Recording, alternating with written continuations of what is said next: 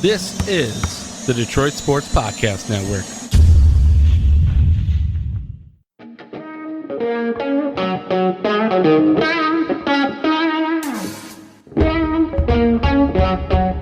The biggest icon in podcasting.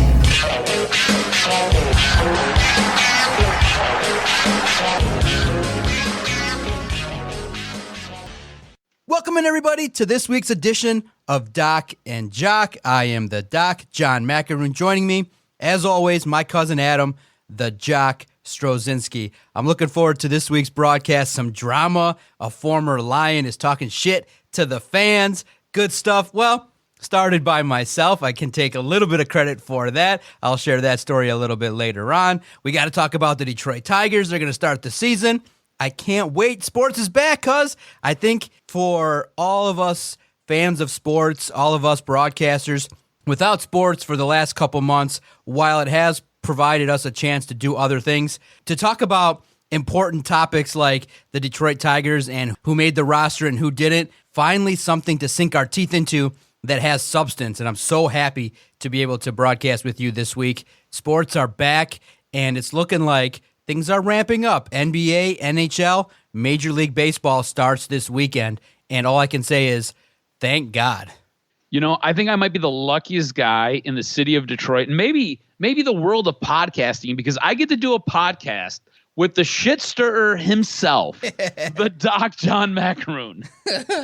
You just get underneath everybody's skin and get them all fired up, don't you? Okay, and we'll start, I guess, with it because it's great because Eric, this dude is super thin-skinned as it is, but you started something that spread into a local radio topic. If you don't live here locally in the city of Detroit, right? 97.1, the premier sports station, actually the only sports station now. The number one show, though, Mike Valenti's show, decided to pick up something that you stirred up by posting a poll about whether or not the Lions got rid of Eric Ebron too soon. Like, just let Eric Ebron go and be on his merry way. No. You got to be like, hey, Eric, I'm going to poke you a little bit. Exactly. And I'm going to prod you a little bit. And I'm going to see what your reaction is. And this guy, he never lets you down. Just go ahead, set the scene for us, why don't you? Okay, so when you cover the Lions, you look around. And so the idea was not original. Bleacher Report had compiled a list of every player from each NFL team that maybe was given up on too soon. So what I did was I said, okay, that's a very interesting topic. Let me create a poll, because polls are really good because it gauges the fans, it gauges their opinion. And so the secret to what I did was the thought entered my mind, should I tag Eric Ebron in my article? And I'm like, abso-fucking-lutely, I'm going to tag Eric Ebron, because I could see it coming, because it was such a great topic. The question is, and the poll article was, did the Detroit Lions give up on Eric Ebron too soon? And the name Eric Ebron just garners a bunch of reactions and things like that. But I will say this, yes, I did include Eric Ebron in the posting of the article, but Eric took the first step, and he tweeted back at me directly. I was the first to get it, and he said to me, and he says, you know what? No, they did not give up on me too soon. I wish they would have gave up on me sooner. And then the flood started. You're a bum, all the tweets back to him, and then he's interacting, and then he starts, reacting to comments about Matthew Stafford, and that really, it basically has been a 3-day feud between Eric Ebron and the fans of the Detroit Lions, started by myself. So Eric just, has to make it known that he's not happy still with the fans of Detroit, with certain aspects of the organization. And he's come out swinging. He says, look, the organization's always going to be a loser. They are a loser. And everyone's just like messaging him going, why are you keep doing this? And he's like someone that has a phone. He looks at it. He's got time, and he chooses to use his time to respond to the critics. And oh man, there was a lot. You always are going to see a handful of memes of kids or animals or people dropping footballs. It's amazing. And he's right there in the mix. And in my mind, that's what Twitter's for, starting shit and going back and forth. So I think those that don't get it, I've been doing it now for 7 years. This was just like basically, oh, that's Tuesday. Look at this time. That's Tuesday. That's Tuesday. This is Eric Ebron in the mix. But see, for those that don't do it regularly, that don't understand the nastiness of Twitter, see, I embraced it. I don't agree with it. Look, I don't go in to say, yeah, Twitter's the greatest place on earth.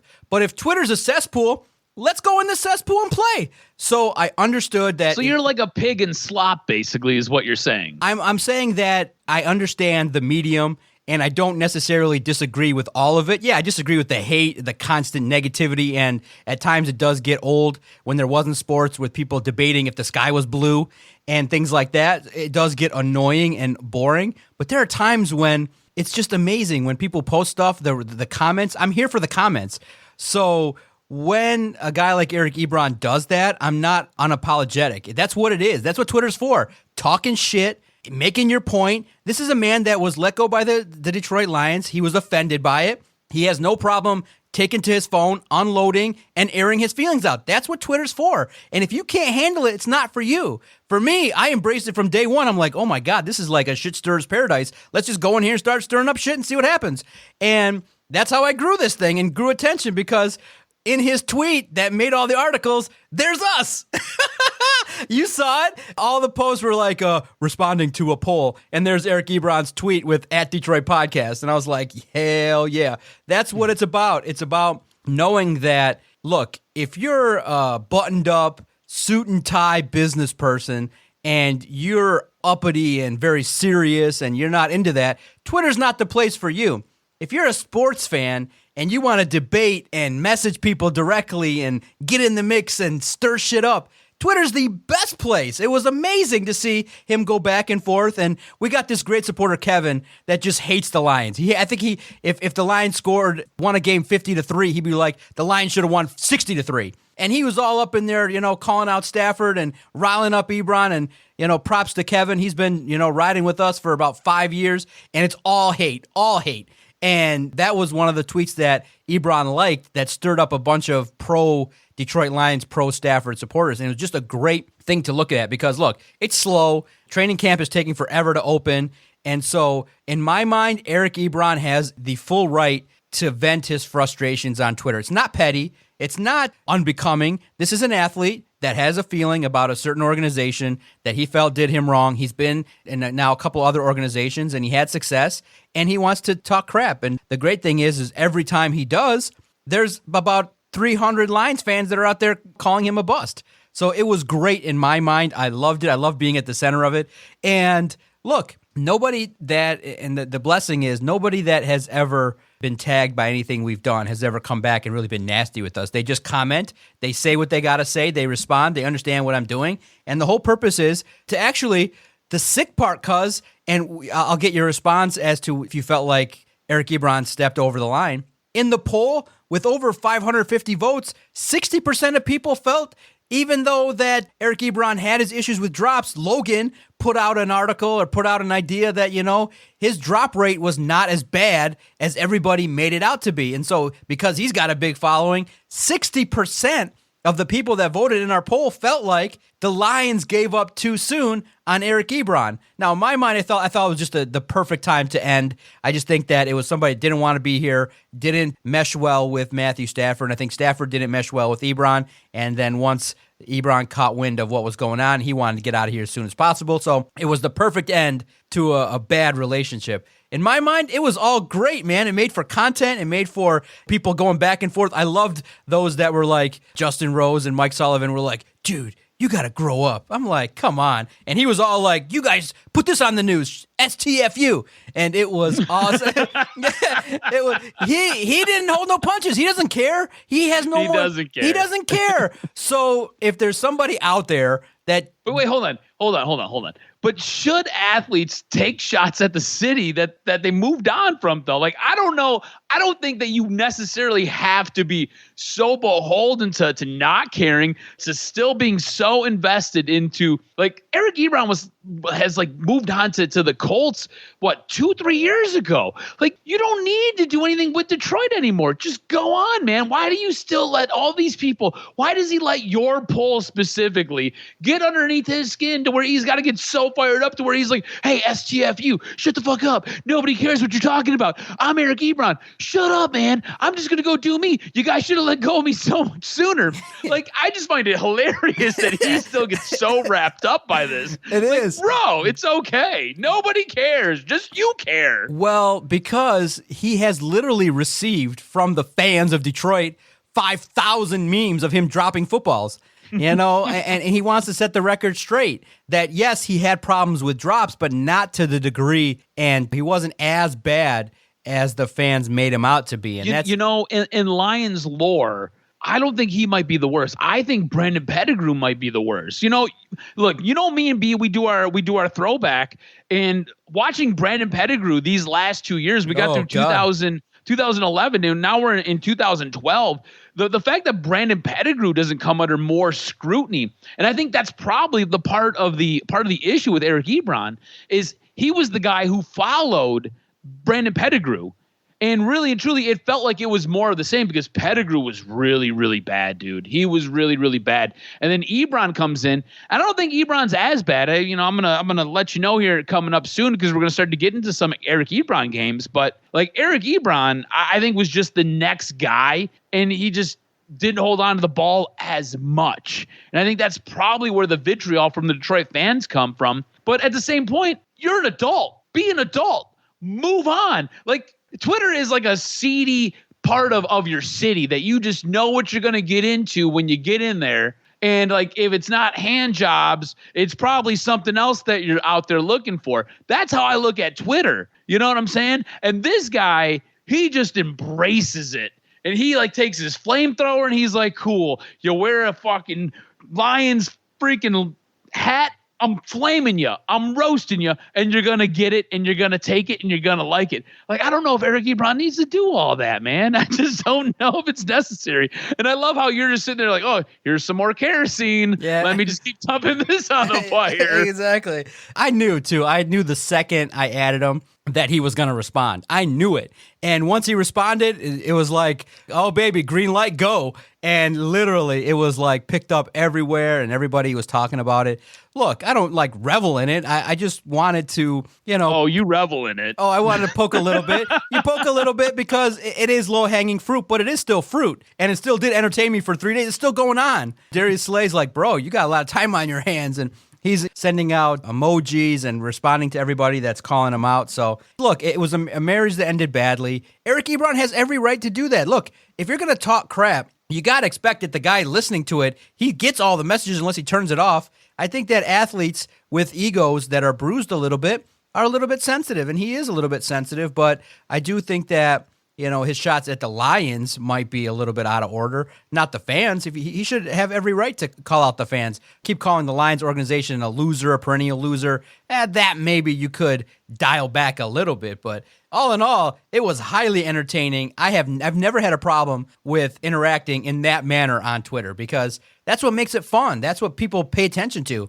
That's what sports fans, and really at the bottom line is, it's just water cooler talk with a rival. That's what it is. Back in the day, if you had a beer and your boy was wearing an Ohio State jersey and you were wearing a Michigan jersey and Michigan was lighting him up, you would say something. You'd be like, wow, you should take that off. You're embarrassing yourself. Or you talk shit. You'd be like, hey, remember when we lit you guys up? You talk shit. But now in Twitter, you can add a bunch more vitriol and memes and funniness to it, So in my mind, it was well worth it. Great attention. All attention's good attention. And in my mind, I think that Eric Ebron is just viciously trying to defend himself and defend the fact that, hey, I'm not as bad as you all think I am. And he in essence, what really pissed off the fans of the Lions is he's blaming Stafford. He literally says that, look, you guys in the organization have had multiple first-round picks that are tight ends. Well, when they leave, they end up having a couple more balls thrown their way, or they end up having quite a bit more success. And Ebron's had it, and if TJ Hockenson ever leaves the Lions, he might end up having more success.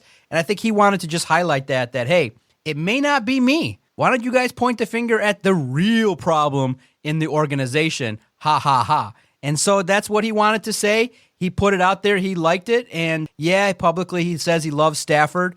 but at the same time, he also wanted to highlight that, hey, I did have success with Andrew Luck. I had double-digit touchdowns. I had a good season, and even though the Colts moved on from me, he ended up with now maybe a team that even can highlight his skills even more. He's at the Steelers. So in my mind, all A+ for Eric Ebron this week. Kudos to you. You don't have to like the Lions, but you got to take the medicine from the fans. And I think the fans of Detroit rep the city great. They let him have it, and it was great. That's what content on Twitter should be all the time. I don't know if there's a guy who Detroit fans rally around to either take a bigger dump on his chest, and he's a guy who's, I don't know if he embraces it. Like, yeah, go ahead and take a bigger turd right here in the middle of my chest, or a guy who just, you know what, just leans in to all of the negativity that comes his way and just turns around and sends it right back. Then Eric Ebron. I don't know. To me, it was nuts, and it's still nuts watching it still unfold days later. It's not like it's a 24-hour thing, man. It's like going on 72, 96. I mean, we're pushing 112 hours here, and this guy's still like, when I keep the hate coming, guys. Now, when I tagged you in it, I always, you always tag me in it. The good stuff, I always include Adam, make sure he sees the nonsense that we're creating. What did you first think? You're like, oh shit, look what John did now. I know, because probably 3 years ago, that was my reaction. It was, oh God, look at what he did now. Now I'm just kind of like, man, Eric, you should probably be smart. It's like not even you. It's the guy on the other end should probably be smarter, because you've done a great job of getting me into these things. Like, you've goaded me into these feuds where I just lose it, and I have to be smarter, and I have to conduct myself in a better manner.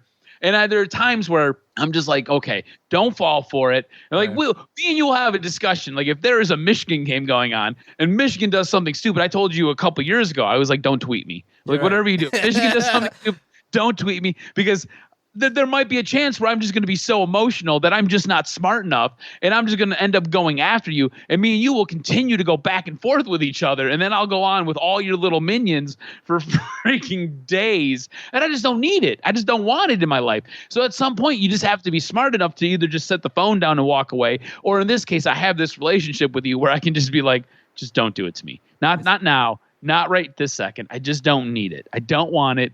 And I can't get myself away from the fact that I might end up going in on you, or you might end up going in on me. And then we've got to deal with the collateral damage that happens when everybody decides to get involved themselves. Oh, man, it's great. And you're like, oh, God. And yeah, exactly. It's literally, this one is probably the most prolonged one. And it's great, but I recognize the power that having SI and having the Detroit Sports Podcast, and the fact that people were waiting. I think it was just the perfect time. I think the fans were bored, and I think this was the perfect way to intro the 2020 season, because there's no training camp. It's everyone is just kind of waiting. The NFL players had to go to social media to be like, can you guys at least tell us what we're doing here? It's kind of weird that you want us to show up to work on Monday and we don't know anything. So they went to social media to get it done. And it was interesting. Some people put out there that maybe the NFL wanted to act like baseball and try and drag this out for no good reason other than to wear down the NFL athletes. But at this point in time, these athletes in this generation aren't stupid. They are actually collaborating with each other, and they took to social media, #WeWantToPlay, and they were like, why aren't you guys taking the advice of your own doctors, and we have no plan? And then within like 18 hours, there was a plan. So I think the players got the upper hand in this situation. Bro, they canceled the preseason. It's gone. There are no games. I got another month to try to figure out what to discuss in terms of the roster, the Lions. There is nothing for us visually to see on the football field for another 50 days. And it's wild that this all went down. I give the players props for organizing finally, because when the best players speak out, it always works out in negotiations that support in numbers definitely gets people's attention. Now, in my mind, if I was an owner, I wouldn't take too kindly to my athletes going via social media, but it worked. This is a way now that people are using Twitter to mobilize and to get their message across, and good for the players. They got a lot of things that they needed. Daily testing to understand COVID a little bit better. There's going to be there's probably a couple more things they got to iron out in terms of fine details, but they got rid of what they really wanted, which was no preseason in 2020. And I'm curious if maybe we have seen our last preseason game ever. It's interesting in the manner in which it went down, but do you think it went down properly? Do you think the athletes should have taken to social media to try and get their way ahead of training camp? I mean, I thought it was a valiant and I thought it was a gallant move by the players. I thought this was a great way to kind of force the situation.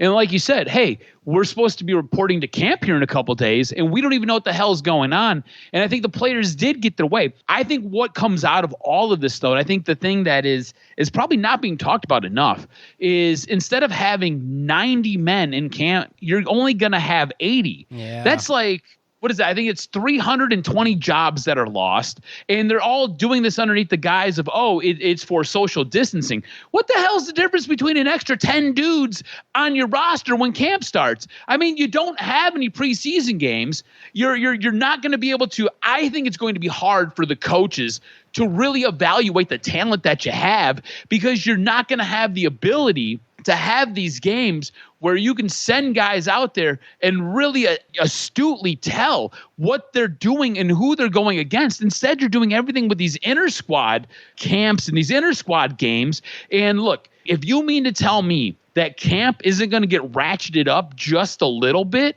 I think you'd be foolish, because going into camp, there is no, hey, I can just go wing it on a Thursday night when it's a preseason game, or I can go wing it on a Saturday when it's a preseason game. No, every single snap in camp is going to be worth that much more. And head coaches, I think, are going to have probably the hardest time trying to make heads and tails out of what they have as far as a roster. I mean, if you're Matt Patricia, you already know who your quarterback is. It's Matt Stafford. We know this. It's always Matt Stafford. It's fine. You know who your wide receiver is with Kenny Golladay, and you know Marvin Jones gets a spot, and you know Danny Amendola gets a spot. But who's the guy who's going to really show you something after that? You know, Kerryon Johnson gets a roster spot, and you know DeAndre Swift does. But after that, it kind of becomes really sketchy. And a lot of times what you'll get is in a preseason game, you'll get a little clarity as to what you have going on with your depth. And you just don't get that now. You don't have that luxury. So guys like Bo Scarborough and guys who are on this roster now have to fight in camp to try to show up, because everything has been shortened down and you don't have the luxury of having a preseason game. And I think the players did a phenomenal job of trying to spin this and getting their way and getting what it is that they want, whether it be not having the preseason games, but to what extent, because now you've got guys who are going to be joining your roster. You've got guys who are now going to be taken off your roster, not even get the invite to camp. And you've got guys that you're not 100% sure what you're going to get. And as far as a coaching standpoint, goodness, it's going to be that much more difficult for you to try to execute and put your team together. But all that being said, I think it sets up nicely for a team like the Lions, who, you know, were 3-12-1 last year, where if they do things right and they protect themselves, I think the biggest MVP on your roster might be COVID number 19. You know what I'm saying? Yeah, you saw the executive that said, well, teams that brought in players that are going to acclimate quickly, they likely will have more success. So I'm thinking that maybe there's an opportunity if a bunch of teams struggle or they're not able early on in the season, maybe the Lions jump out to maybe a 4-1 start, 5-1 start, because of the fact that they got players that really already understand Matt Patricia, and there's not going to be such a long time to acclimate to what needs to be done. So I'm happy knowing that potentially that there's an opportunity for the Lions to have an advantage. I think once we hit week 8, 9, 10, everybody's caught up. I think then that's when you'll see if Matt Patricia continues to make bad adjustments, because lots of reports, and that's what I love about the vast number of media that covers the NFL. Every little nook and cranny is looked at. I mean, literally, because it's so wild when you cover a team that I have a thought. I'm like, okay, the Detroit Lions are going to speak on this forum. I'm going to assign it to somebody. We'll have it out by 9 a.m. the next morning. Within 2 hours of a forum, There's 4 articles already talking about it. You don't even get 12 hours, and this is at 6 o'clock. The 3 Lions spoke about the importance of voting. And I'm like, okay, this can't be something that's on the top of everybody's mind. Boom, it ends at 7. By 9 o'clock, 4 people already wrote about it. I was like, damn. In this game, you got to be on it. You got to just be, it's a 24-hour thing. And so an outlet took a look at and explored that, hey, and we all saw it. I mean, we talked about it. We screamed about it ad nauseum for years. And you can go back to YouTube and recall the last 7 NFL seasons with the Lions as Adam and I ranted and raved. Somebody took a look and said, hey, in the second half of football games, when the Lions were leading, Darrell Bevell, his ass got tight and he went really conservative. And it's like, yeah, no shit, because we tweeted about it and I looked at it. I'd say, yo, cuz, here it is again. Second half, here's the adjustment. Run, pass. And it would be like, okay, first possession, run, pass. Second possession, run, pass. 3 and out. And then that's why they gave up 14 leads in 2019, because they were way too conservative. And you look at what the Detroit Lions are trying to accomplish, I think that if they can get out of their own way, then there's an opportunity to actually have some success. And so maybe this is the time when you don't have 65,000 fans breathing down your neck. You just need 5,000 fans wearing masks who probably will be delirious, because I've been wearing a lot of masks lately, and that's just not comfortable. So I'll say this. If the Lions can get off to a good start, maybe they can ride some momentum and take advantage of having at least a lot more players that understand what's going on. So good for the players. I think that in my mind, I know some people are advocating to have more players at camp. I think what the NFL has done to remedy that is that they're going to expand the practice squad, expand rosters during the week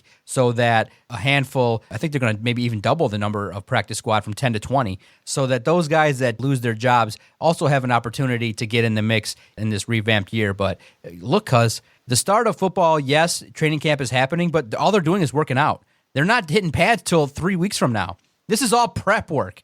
Really, that's where we're at, is that we're going to be talking about a whole lot of previews and a whole lot of rankings ahead of the 2020 season, because there's no preseason, there's no contact, there's no drills, there's no counting who's getting what reps when. So it's a unique situation. At least at this point in time, I haven't gotten word that I've been excluded, but I know that media is going to be super limited at training camp. So I'm thinking I'll be out there maybe once a week if I'm lucky enough. But at this point in time, as we record this, the official word as to how this is going to be covered has yet to be discussed. That's how wild this shit has been, and that's how delayed everything has been. Everybody's waiting until the last absolute possible second to get this started. And if it's in the name of safety, then I can agree with it. I mean, no preseason. I think in 2020, it's expected and it's the right move. 80-man roster, it's the right move. The players have done the right thing, and the NFL just has to tighten their ship a little bit and really be organized, because I was surprised. I don't know if you heard, cuz only 8 franchises had successful emergency response infection plans, and the Lions were among them. So that's good that they got doctors that are competent. But of 32 teams, only 8 submitted it and got it approved. That's kind of low. No, that's super low. And I think this is where you're going to kind of see what the brass is made out of, what the organization, what the guys at the top are really made out of, because you're going to go into a season that has no preseason. You're not going to have any time to really get these guys really stretched out and really get them in the condition that they need to be in to really go into an NFL season, because essentially you don't have your typical mini camp. On top of all of that, you've got different medical conditions and different medical situations that you have to kind of jump through as far as hoops go with protecting your players. And for the Lions to be one of only 8 teams out of 32 to be able to present something and get it approved by the league, that says something.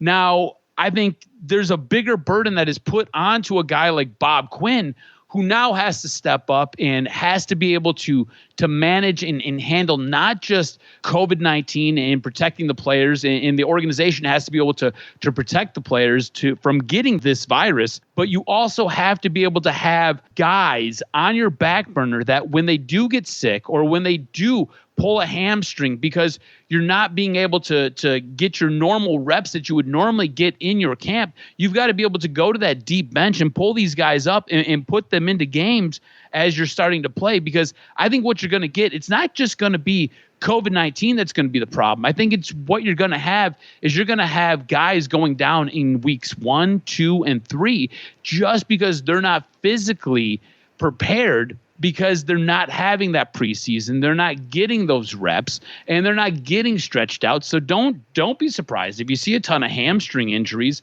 along with a bunch of guys who are either getting sick or guys who aren't able to handle this and are being quarantined. So I think it's going to be a very interesting beginning to the NFL football season. Absolutely, man. Whew.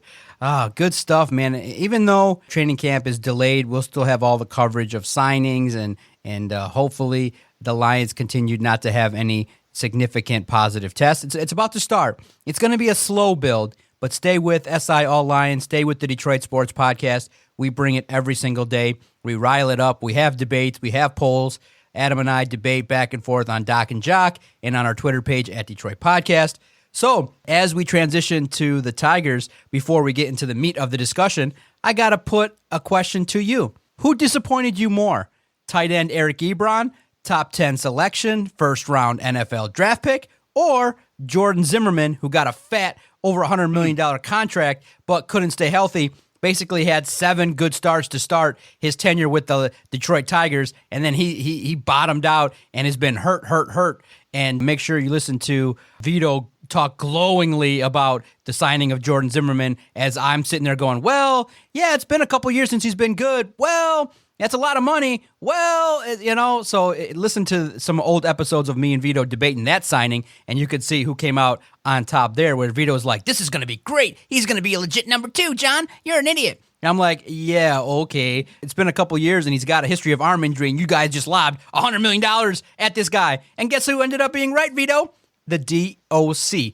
So in my mind, I'll say this. I think that Jordan Zimmerman, his contract, while I don't think it's the worst in Detroit sports history, it's quickly, when you evaluate it, it's among the worst contracts that a player that signed with the Old English D has ever been part of. It was a big waste of $100 million.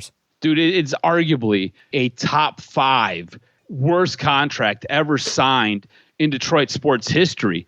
Look, don't be surprised if Jordan Zimmerman, once he comes off the DL, I mean, he's on the 45-day DL right now.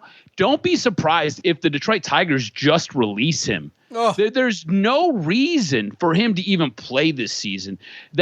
Look, if you had to put it to me, would you rather have Eric Ebron or would you rather have Jordan Zimmerman? I'm going to take Eric Ebron. And I think Eric Ebron's contract and what you got out of Eric Ebron was heads and tails and light years ahead of what you got out of Jordan Zimmerman. Jordan Zimmerman was absolutely a total bust of a signing, and you can't spin it and you can't tell me that was a smart move to bring him in for all that money he got paid, because you got nothing out of it. You got nothing in return.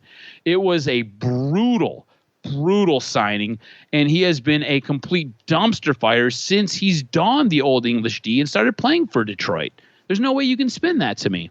Ooh, yeah, it's tough. It's a tough situation, and unfortunately, probably, even though the money is no good anymore and it was a big waste, the Tigers got better with him not pitching. And I thought, oh, this opens the door. Jordan Zimmerman's gone. This is perfect. Casey Mize is going to make the team. But then you read the reports, and you have to taper your expectations because they didn't want to start the service clock on Casey Mize.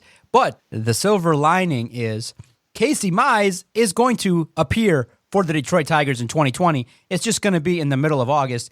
The Tigers organization does not want to start the clock on these guys too early. So Casey Mize being sent down, not part of the opening day roster. A little bit disappointing in my mind. It kind of that feeling you get when you're all excited and then the air just leaves the balloon. You're like, no, Casey Mize he pitched well. He shows signs that he's a major league pitcher. He's ready. He's just right there, ready to go.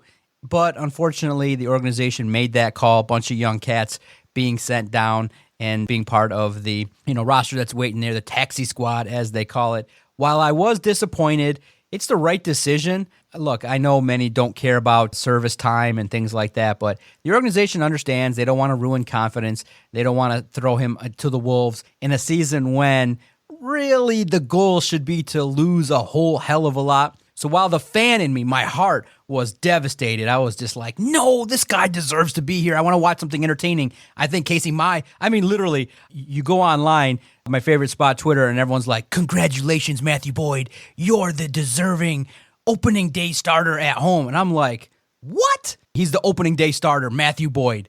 And I'm like, God, that sounds horrible. As opposed to saying, you know what, no, we're going to throw Casey Mize out there. That would have drew a lot more eyes. So in my mind, I just was like devastated emotionally that Casey Mize is not on the roster, but it's the wise professional move. But in a season when there's not a whole heck of a lot to be excited about, I was bummed out. He didn't make the opening day roster for the Tigers. While I think it's okay for you to be bummed out, it is totally the smart move, and it's the organizationally, it's the responsible move. Look, you send him down, you're totally protecting his service time here. So it just makes sense to me that I had no ambitions of him starting. That pitching staff for this Tigers team is not very good, and that's to just be polite.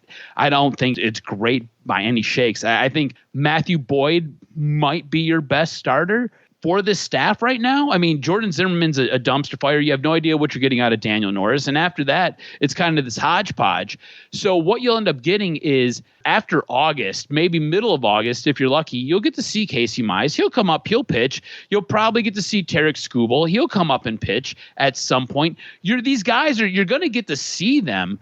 It's just not going to be early in the season. It's going to be later on. And I think that's okay.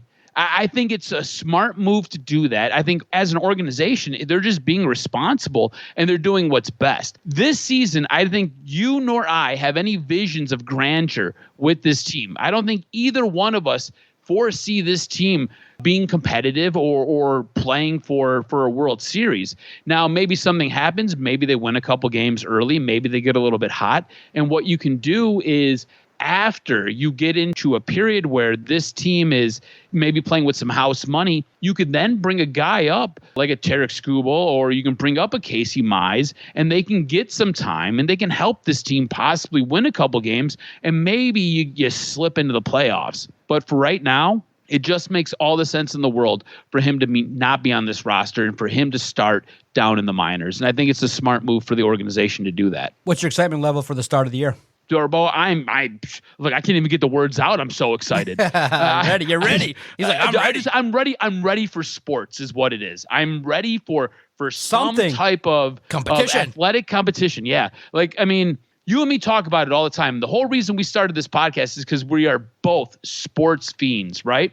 And I'm the type of guy who will watch two pigeons fight over a piece of bread. And I just need to see something. I don't care if it's bad. I just need something. And I'm pumped up, man. Friday can't get here soon enough for me. Yeah, absolutely. I'm excited too. Basically, if you paid attention on Tuesday, you saw a glimpse of what the Tigers' future is. The Tigers had a bunch of home runs in Cincinnati, and then the pitching staff was called upon to hold the lead. And did they do it? Hell no. They gave up meatballs to Eugenio Suarez. And boy, when that ball was in the air, you know what I was thinking? Goddamn motherfucker. This guy continues to haunt the Detroit Tigers. A guy that they let get away is destroying the baseball and costing us games. And I was like, yes, I'm fucking ready. Let's get to it. We're going to be bitching about the Tigers all season long because I think they're primed to make a bunch of mistakes. They're going to have a real tough opportunity to get wins. I think the offense will be awesome to watch. I think they're going to score a bunch of runs, but the pitching staff is going to give up a whole hell of a lot more. So if you pay attention to the Tigers Talk podcast that is released every Wednesday, I kind of projected the win total to be in the neighborhood of 20 wins, 40 losses. But now that I'm recording with you, I'm going to go down a little bit more. I'm going to go 18 wins in this season, a real bad year. That's the goal.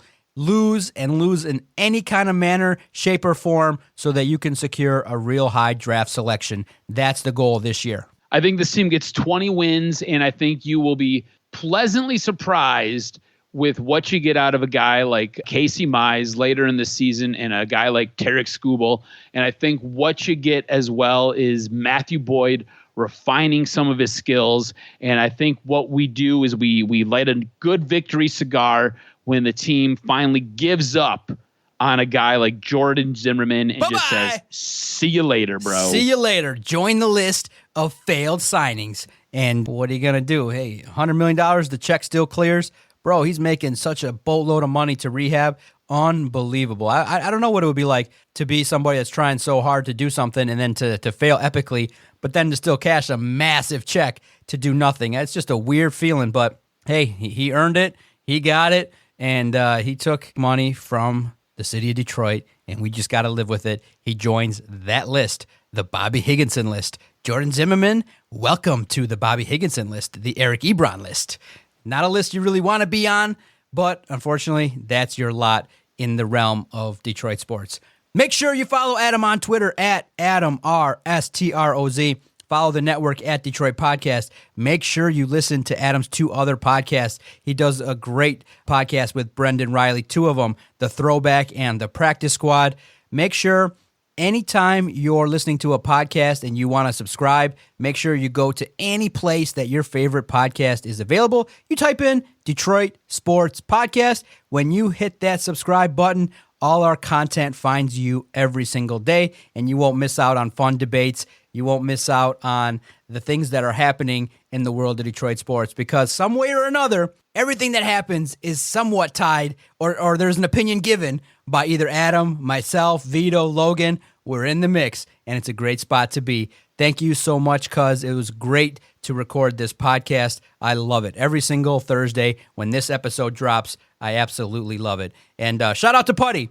Inside joke, he sent me a message that was really awesome, and I really appreciate it last week. I know he listens to every broadcast that we got, DocNJock and DocNJock Wrestling. So, Putty, always a shout-out to you. And shout-out to Detroit Kool-Aid, who was one of the first drops that I recorded and that we interviewed on Skype. Dude is opening a cheesecake shop in Madison Heights. And coming full circle, 7 years after we interviewed him, he's like, I'm coming on again, and guess what you boys are getting?